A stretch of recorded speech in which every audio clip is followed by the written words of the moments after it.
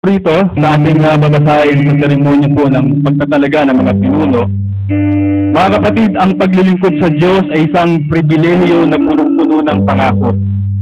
Gayun din naman ang maglingkod sa Iglesia ng Diyos at sa kanyang mga hinirang ay isa ring pagpapalang may kalakip na pangako at obligasyon. Kung ang pastor ang tagapanguna at tagapamahala ng Iglesia, ang mga pinuno naman ng Iglesia ang siyang mga katuwang ng pastor sa paglilingkod. Katungkulan ng pastor na pangalagaan ng buhay spiritual ng bawat tupa upang ito'y makapamuhay ayon sa dakilang kalooban ng Diyos. Katungkulan naman ng mga pinuno na tulungan ang pastor sa pamamagitan ng kanilang paglilingkod upang matiyak na ang Iglesia ay manatiling nakasindig at namumuhay ayon sa salita ng Diyos.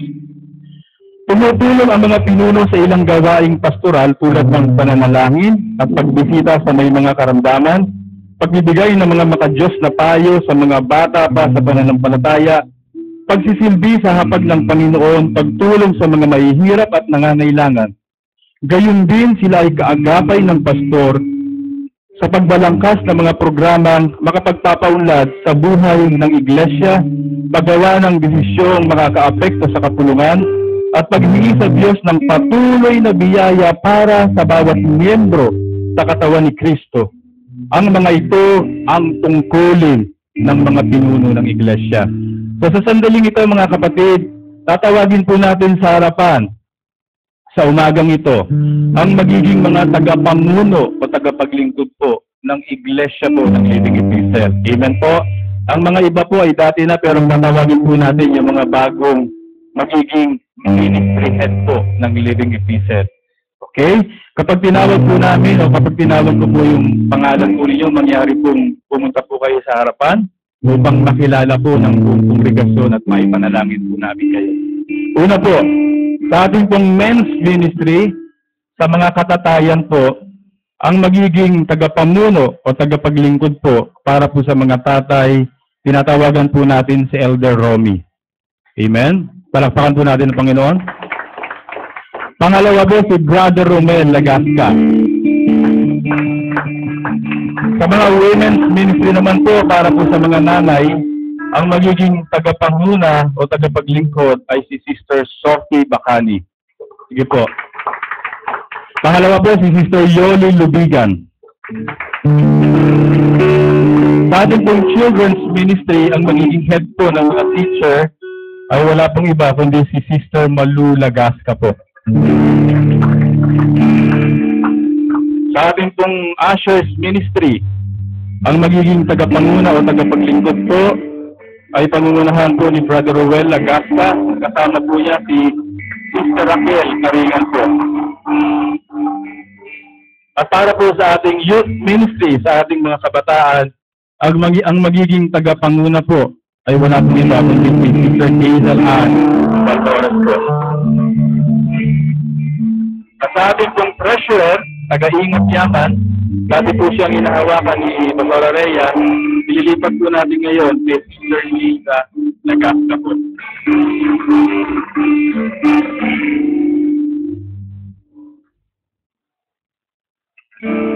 Dito po. So nakikita niyo po ang mga taong yan, tandaan niyo po ang kanilang mga mukha. Amen po. Sila po ang mangunguna po sa bawat ministeryo o gawain po ng Panginoon. Mga kapatid sa Panginoon, nakatayo po sa inyong harapan ang mga kapatid nating pinili ng Diyos upang maglingkod sa atin at sa ating iglesia. Ngayon ay itatalaga natin sila sa Panginoon na siyang pinakapuno ng kapulungang ito. Hihilingin din natin sa Kanya na puspusin ang mga kapatid na ito upang buong lakas at katapatan nilang mapaglingkuran ang bawat isa sa atin. Ang sabi po sa aklat ng Marcos chapter 10, alam ninyo na ang mga itinuturing na pinuno ng mga hintil ay siyang pinapanginoon at ang mga dinadakila ay siyang nasusunod. Ngunit hindi ganyan ang dapat umiral sa inyo. Sa halip, ang sino man sa inyo na ibig maging dakila ay dapat maging lingkod. At sino mang ibig maging pinuno ay dapat maging alipin ng lahat. Sapagkat ang anak ng tao ay naparito hindi upang paglingkuran, kundi upang maglingkod at ibigay ang kanyang buhay sa ikatutubos ng marami. Mga kapatid, kayo ay tinawag at pinili ng ating Panginoong Diyos upang maglingkod sa iglesyang ito. Ang ministeryong ito ay isang malaking pribileyo, ngunit ito rin ay isang malaking obligasyon sa Diyos. Bilang napili na pinuno ng iglesyang ito, aming kinikilala ang inyong mga natatanging kakayanang mamuno. Nagpapasalamat kami sa inyong malubog na pagtanggap sa tungkuling ito, ngunit pinahamon din namin kayo na ialay ang inyong pinakamainam na handog sa Diyos, sa kanyang mga hinirang at sa kanyang iniatang na paglilingkod sa sangkatauhan. Inaasahan ng kapulungan ito na kayo ay magiging mabubuting halimbawa para sa lahat ng kapatiran sa isip, sa salita, sa gawa, at sa pananampalataya. Mamuhay kayo ayon sa pamantayan ng Diyos para sa mga pinuno at sikapin ninyong nakilala si Kristo sa inyong mga patutuo at sa inyong mga gawa. Nangangako ba kayo sa harap ng Diyos at ng kapulungan ito? Nagagampanan ninyo, mga kapatid, ng buong puso at walang pag-aalinlangan ang responsibilidad na nakaatang sa inyong balikat bilang mga tagapamuno ng iglesyang ito? Sige po. Kayo po ba ay sumasang-ayon doon sa sinabi ko? Sabay-sabay po tayo. 1, 2, 3. Amen. Okay. Kung gayon, gawin natin ang pangako ng paglilingkod. Amen? Sige po. Pakibasa lamang po yung hanggang sa kung ano po yung ministry head na hawak niyo. Ako po si Ruel Agasa, ang napili ng posisyong Usher Ministry Head, ay nangangako sa tulong ng gabay sa Banal na Espiritu. Ako si Raquel Carinal na napili sa posisyong Usher Ministry Head.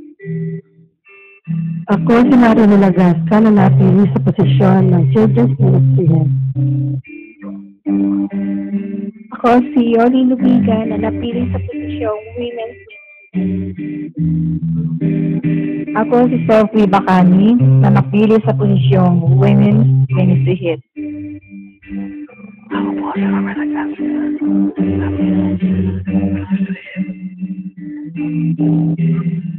Ako po naman si Brother Romelim, napili po sa posisyong Men's Ministry Head.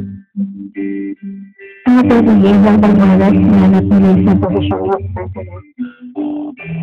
Ako po si Annalisa Lagasca na napili sa posisyong Treasurer. Okay, taas po natin ang ating kanang kamay bilang pangunta sa harapan ng Panginoon at sa harapan po ng kongregasyon. Ay nangangako, subulat po kayo, ay nangangako sa tulong at gabay ng Banal na Espiritu na ako'y magiging mabuting halimbawa para sa mga kapatiran bilang pagtalima sa ginawang halimbawa ng ating Panginoon sa Kristo. Na ako'y mamumuhay ayon sa salita ng Diyos, na ako'y maglilingkod sa kapatiran at gagawin ang lahat ng aking makakaya upang ang iglesyang ito ay mamuhay sa pag-ibig at kapayapaan. Na ako'y magsisikap upang magtagumpay ang gawain ng Diyos sa pamamagitan ng mga programa at proyekto ng Living Epistle Christian Family Church. Naway tulungan ako ng Diyos. Amen. Hallelujah. Magalang kayo mga kapatid. Magalang tayo mga kapatid sapagkat pumili ang Diyos ng kanyang mga lingkod sa ating kalagitnaan. Nangangako ba kayo bilang lehitimong miyembro ng iglesyang ito? Kinakausap ko po kayong lahat, ang kongregasyon ko. Natutulong at palalakasin ng kanilang loob upang magampanan nila ng maayos ang kanilang mga tungkulin kung saan tinawag sila ng Diyos, makikisa sa kanilang mga gagawing hakbang para sa ikabubuti ng buong kapulungan at palagi silang ipapanalangin, sumagot po kayo. Amen. Kung kayo po ay nakikiayon, tayo pong lahat ay tumayo upang sila ipanalangin. I-request din po natin si Pastora Marina at si Pastora Zeni na pumunta po rito upang ilahans po natin sila. So, pwede pong compose kayo. Sige po, ilahans po natin sila.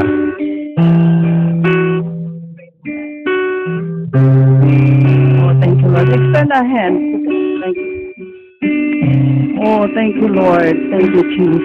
Privilege po namin, Ama, na kami nahirang na lingkod mo. Napakabuti mo sa aming mga buhay. Despite, Lord, na marami kami pinagdadaanan. Pero nasi-challenge kami na mahalin ka at pagsilbihan ka. Dahil wala pong masasayang na panahon, wala pong masasayang na buhay kung sa'yo namin inahan. Salamat sa pagkatawag mo sa mga kapatid na ito, Panginoon. Salamat na sa kanilang buhay ay mayroon silang pinahalagahan at ikaw yun, Panginoon.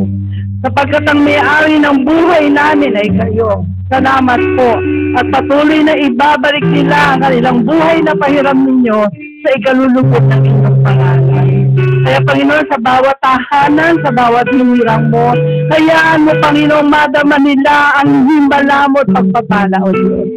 At higit sa lahat, ang kaalaman, O Lord, sa kanilang natanggap, Panginoon, na pribilehiyong paglingkod sa iyo, ay patuloy pa silang lumago. Salamat po, pagpalain mo mga gawa ng kanilang kamay, pagpalain mo kanilang mga puso ng kapayapaan mo, pagpalain mo kanilang mga kaisipan, Panginoon, na matutuhang pakinggan at sundin ang kalooban mo. Salamat po sa iyo. Nabalik namin ang pasasalamat at pagdakila sa iyo, Ama, sa pagkatunay po, Lord, na ang nagbigay sa iyo ng buhay ay hindi mawawalan ito. Purihin ka sa pangalan po ng Panginoong Jesus. Ito po ang aming dalangin. Amen and amen. Palakpakan po natin ang Panginoon. Magalak po kayo at tinawag kayo ng sarili. Maraming salamat po. Congratulations po natin sila. Sige po. Maraming salamat po. Yung mga papel po, pakipirma po yan, tapos makibigay kay Mr. Raquel.